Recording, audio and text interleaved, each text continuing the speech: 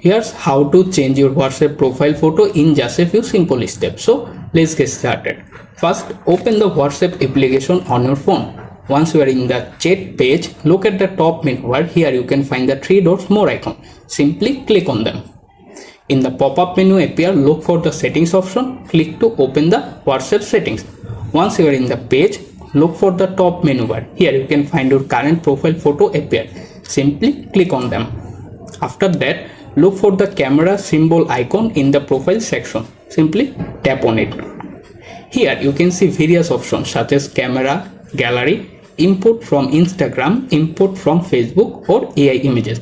For this tutorial, I am going to show you how to set already saved to my gallery photo. So tap on gallery to open the gallery page, then scroll down.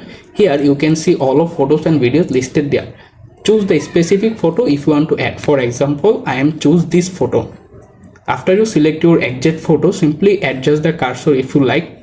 Once everything looks good, simply hit the done button at the bottom right corner and wait to complete the process, and that's it. Your WhatsApp profile photo automatically change it.